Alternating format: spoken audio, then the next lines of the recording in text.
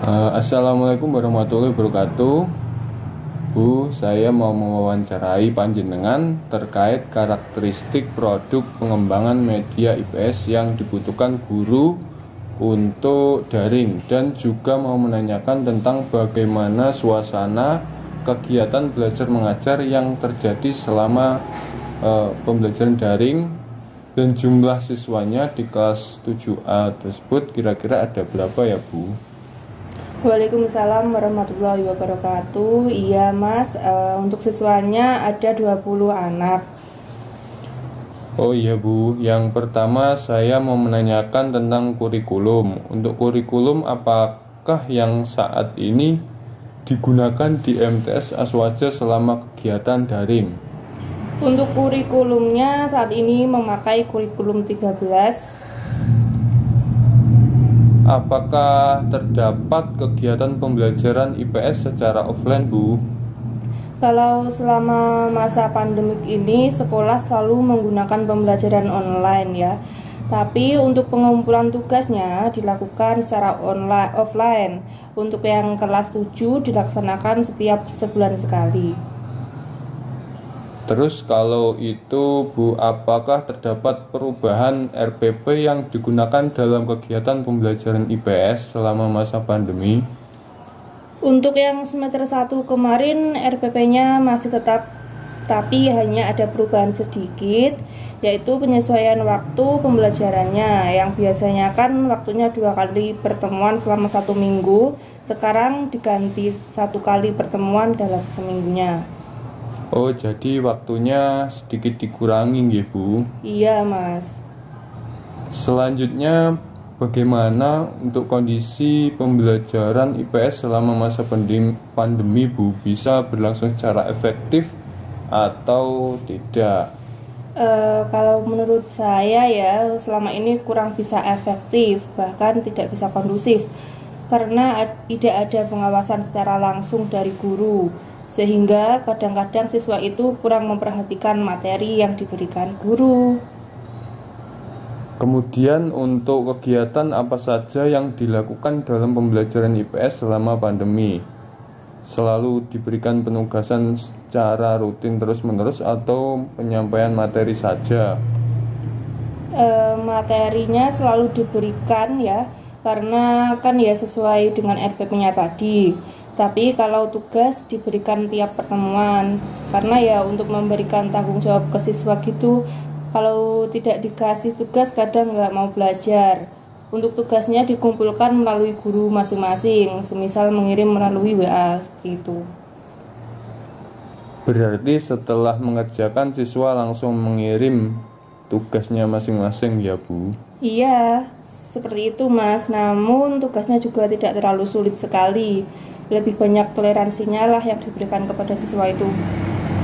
Oh gitu ya, Bu. Jadi selama pembelajaran online, guru lebih banyak memaklumi dan tidak terlalu menuntut siswa bisa mencapai semua kompetensinya.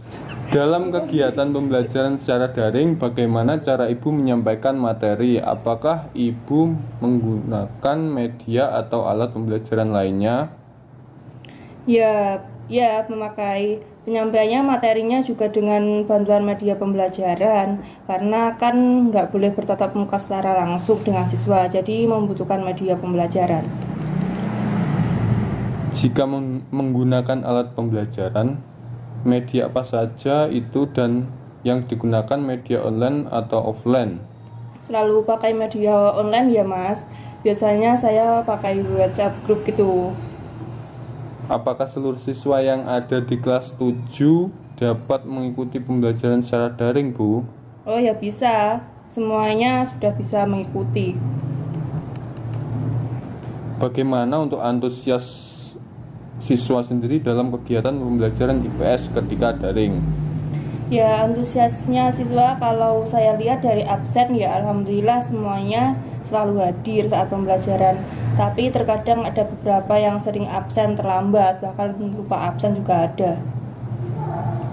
Apa saja model pembelajaran yang digunakan dalam pembelajaran IPS? Ya untuk saat ini model pembelajarannya online itu Mas. Soalnya kalau mau menggunakan model-model pembelajaran seperti dulu ya belum bisa. Karena kan masih sulit mengorganisasikan siswa untuk bekerja sama kelompok ataupun untuk memecahkan permasalahan dengan model-model pembelajaran. Berarti pembelajarannya berupa penyampaian materi secara online ya Bu? Iyalah Mas. Kemudian apa saja jenis bahan ajar atau media untuk siswa yang digunakan dalam pembelajaran IPS saat ini Bu? Buku modul IPS untuk SMP atau MTS kelas 7 dan juga link YouTube, tapi juga jarang kalau link YouTube-nya itu Mas. Kalau untuk gurunya apa saja jenis modul atau buku pedoman guru yang digunakan untuk mengajar Bu?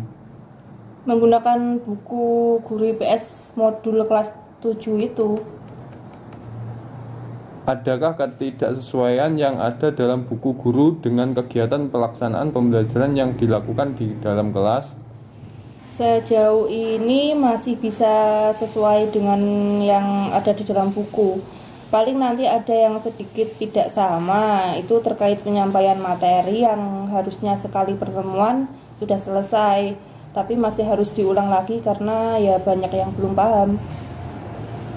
Apa sajakah rencana pembelajaran untuk semester 2 yang akan datang terkait tentang media yang akan digunakan? Masih tetap ya Mas, kemungkinan masih pakai media WhatsApp.